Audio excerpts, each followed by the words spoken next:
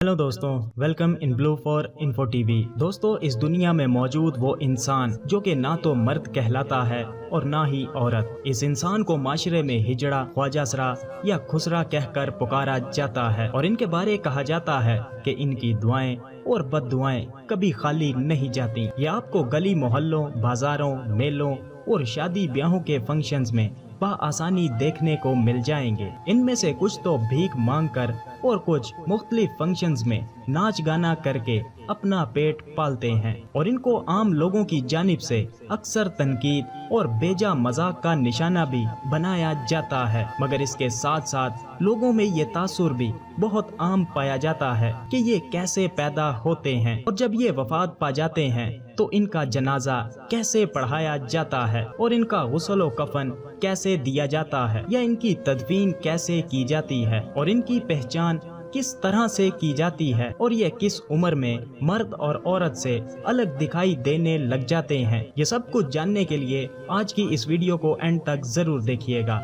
और अगर आपने अभी तक इस channel blue for info TV को सब्सक्राइब नहीं किया तो जल्दी से इसे सब्सक्राइब कर लें और साथ बेल की आइकन को जरूर प्रेस करें ताकि आने वाली हर नई वीडियो सबसे पहले आप तक पहुंच सके। ख्वाजासरा, जिनको हमारे माशरे में सबसे ज्यादा जिनसी नजर से देखा और परखा जाता है, इसके अलावा बाज लोगों में इनको दुआओं और बद्दुआओं के हवाले से भी जाना जाता है। इनको तीसरी दुनिया या ट्रांसजेंडर के नाम से भी जाना जाता है। ख्वाजासराओं की तारीख भी बहुत पुरानी है और इनके वजूद का जिक्र राजाओं महाराजाओं के वक्त से भी मिलता है, जबकि मुगल हुक्मरानों के दरबारों में रानियों और शहजादियों की देखभाल के लिए ख्वाजासराओं को ही रखा जाता था। दोस्तों, ख्वाजासराओं का रहन सहन आम माशरे के लोगों से बहुत ही अलग होता है। खासकर पाकिस्तान, बांग्लादेश और भारत में बसने वाले ख्वाजासरा ज्यादातर औरत के रूप में ही दिखाई देते हैं, जो कि ग्रोहों की शक्ल में रहते हैं। ये तमाम ख्वाजासरा शादी ब्याह, बच्चों की पैदाइश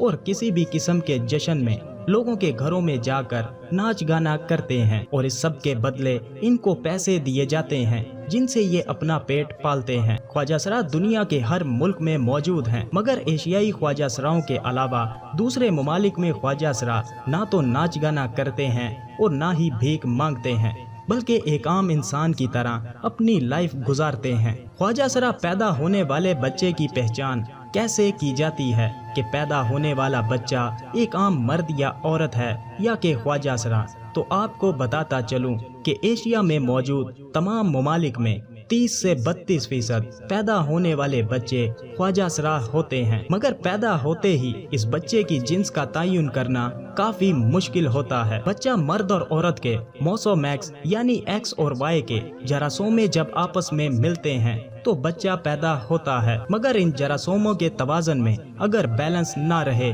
तो बच्चा ख्वाजासरा पैदा होता है। मगर मजहब इस्लाम में ये बात बहुत वाज़िया तौर पर मौजूद है कि मजहब इस्लाम में अय्याम हैज़ के दौरान मर्द को औरत के साथ जिनसी ताल्लुकात कायम करने से मना किया गया है और अगर कोई इस हुक्म की तकमील नहीं करता तो इस मर्द से पहले शैतान इसकी बीवी से जिनसी ताल्लुकात कायम कर लेता है, जिससे वो औरत हामला होकर हिजड़ा बच्चा पैदा करती है। दोस्तों, हमारे माशरे में लफ्ज ख्वाजासरा, हिजड़ा या खुसरा किसी गाली से भी बदतर समझा जाता है और जिस घर में भी ये ख्वाजासरा पैदा होता है तो वो इसको अपने लिए बाइस से शर्मिंदगी समझते हैं और कुछ तो इन बच्चों की जान तक ले लेते हैं या इन बच्चों को दूसरे ख्वाजासराओं के हवाले कर देते हैं, जो कि बाद में इन बच्चों की परवरिश करते हैं और फिर कभी भी इनके वालिदैन या दूसरे बहन भाई इनसे मिलने को नहीं आते और इनकी वफात पर भी इनका कोई भी अपना नहीं आता। इनके गुस्ल व कफन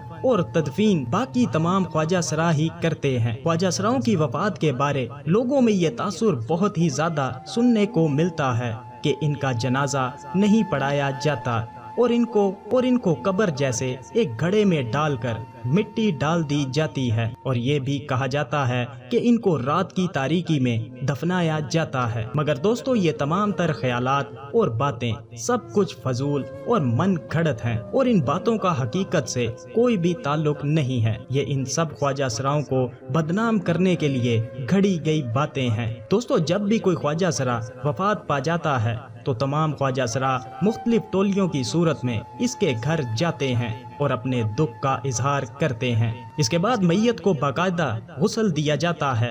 اس کے بعد جنازہ تیار کر کے قبرستان میں لے جایا جاتا ہے اور ایک عام انسان کی طرح جنازہ پڑھایا جاتا ہے، اور مرنے والے خواجہ سرا کی مشابہت اگر مرد کی تھی تو مردوں والی دعا کی جاتی ہے، اور اگر عورت والی تھی تو عورتوں والی دعا کی جاتی ہے، اور اس کے بعد اس کو بھی عام قبرستان میں دوسرے لوگوں کی طرح قبر کھود کر دفنا دیا جاتا ہے۔ دوستو، خواجہ سراؤں کی پہچان کسی بھی لڑکے یا لڑکی میں 13 سے 14 سال کی عمر میں کی جاتی ہے، کیونکہ اس عمر میں بچے کی گروتھ بڑھنے لگتی ہے اور اس میں بالغ ہونے کی نشانیاں ظاہر ہونے لگتی ہیں، جیسا کہ لڑکوں میں ان کے مخصوص اعضاء میں اضافہ اور لڑکیوں میں ان کی چھاتیوں کا بڑھنا اور پیریڈز وغیرہ۔ اگر کوئی بچہ خواجہ سرا ہے تو اس کے اعضاء مخصوصہ گروتھ ہی نہیں کرتے، اگر بچہ لڑکا ہے تو اس کا عضو چھوٹا ہی رہ جاتا ہے، اور اگر لڑکی ہے تو اس کو نہ تو پیریڈز ہوتے ہیں